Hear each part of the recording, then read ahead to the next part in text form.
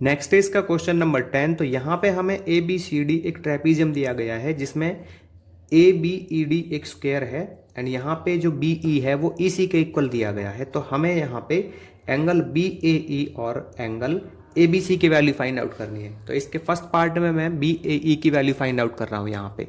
तो इस फिगर में जो बी ए ई है वो कहाँ पे है, बी ए ई वो बनेगा कुछ ऐसे, ठीक है ना, बी ए ई।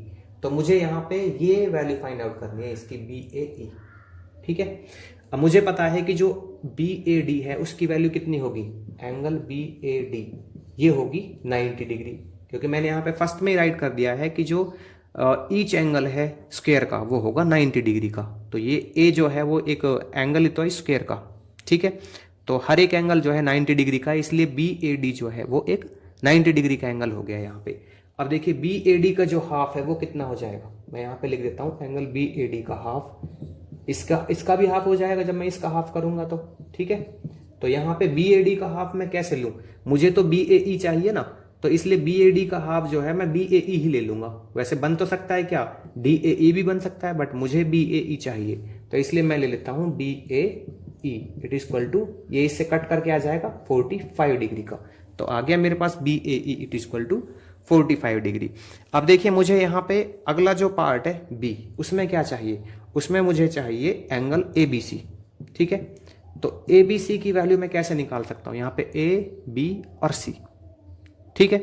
तो ए बी सी देखो यहाँ पे ये तो आ जाएगा खैर 90 डिग्री इससे, क्योंकि यहाँ पे जो ए बी सी है वो कैसे कैसे मिलके बनेगा, ए बी ई प्लस में ई बी सी। तो पहले ना मैं ई बी सी में निकाल लेता हूं इसमें कि ई बी सी में किस तरह से निकालूंगा। तो मैं निकाल लेता हूं ट्राइंगल ई बी सी, ठीक है, इन ट्राइंगल ई बी सी, मैं यहाँ पे लिख देता हूं in triangle E B C. तो यहाँ पे जो ई सी है ना आपको वो कितना दिया हुआ है, ई सी दिया हुआ है बी ई के इक्वल, ये तो इसने स्टार्टिंग में दे रखा था, ठीक है ना, जो बी ई है वो ई सी के इक्वल है।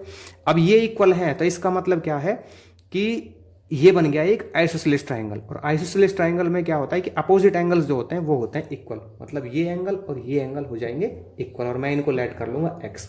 तो यहाँ पे लिख दूंगा मैं then angle B it is equal to angle C, ठीक है।